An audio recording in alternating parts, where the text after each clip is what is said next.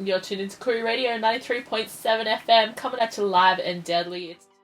Koori Radio is the only current First Nation broadcasting radio station in Sydney. We have a potential listening audience of 3.7 million from all around the Greater Sydney area. Koori Radio is different from other regular radio stations.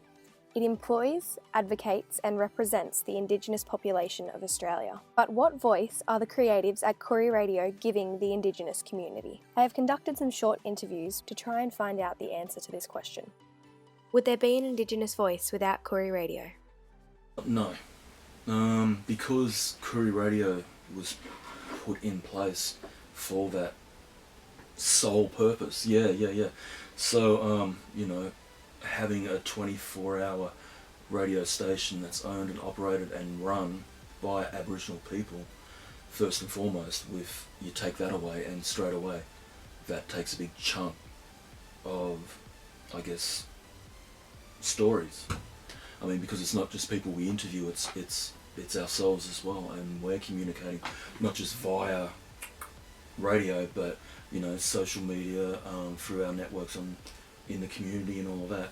If there's no community radio, there's no hub for stories. So if Koori Radio is one of the only platforms for Indigenous people throughout Sydney, this means that they have the power of Indigenous voice. Hobbes states that media power is about influence. It is about the capacity for media text to have social consequences which can be beneficial or detrimental to a society.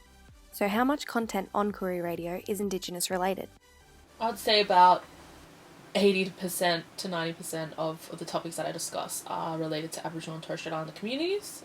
Having such a large amount of Indigenous topics while broadcasting can affect the communication between the two cultures. Brown states, a study of several Aboriginal broadcasting services shows the problems and accommodations of minority cultures attempting to both communicate with the majority culture and serve their own cultural values. Do Indigenous cultural values interfere with the attempt to communicate with white Australia?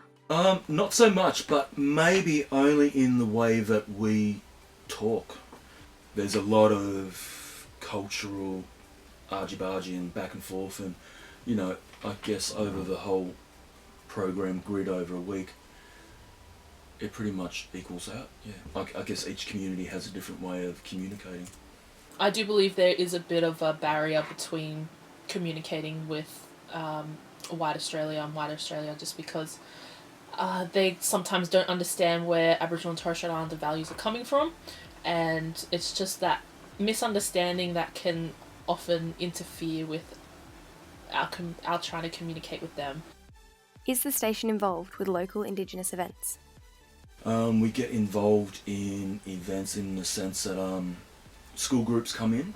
Gadigal Information Service and Koori Radio, they do a lot of events themselves, such as Yarbin Festival, which is one of the biggest Australia Day or Survival Day events in Sydney, and they love putting on a lot of they showcase a lot of the Aboriginal and Torres Strait Islander talent that's in Sydney, and they get a lot of community people from all around New South Wales and even as far north as Queensland, and they all come down to celebrate Survival Day.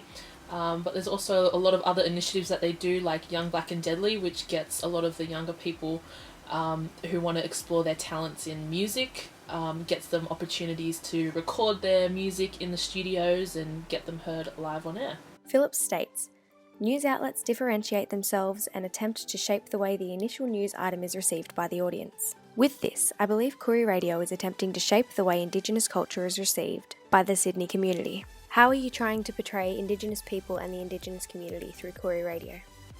Through Koori Radio, I just like to show the wider community that we're not stuck in a traditional Aboriginal stereotype. Like, I would like to show them my side of that. I've gone to uni, I've gone to school, I love everything, all the gadgets that come from the 21st century. Like, we're not just stuck out in the desert with the traditional lifestyle, and most of us do live in the city with houses and everything and phones, and so I guess I like to try and break that stereotype, and Koori Radio is one of the ways that I do it. Through my studies, I believe that the creatives at Koori Radio are trying to give the Indigenous community a positive voice, and I believe that they are trying to further inform the white Australian community of the Indigenous people's culture and values.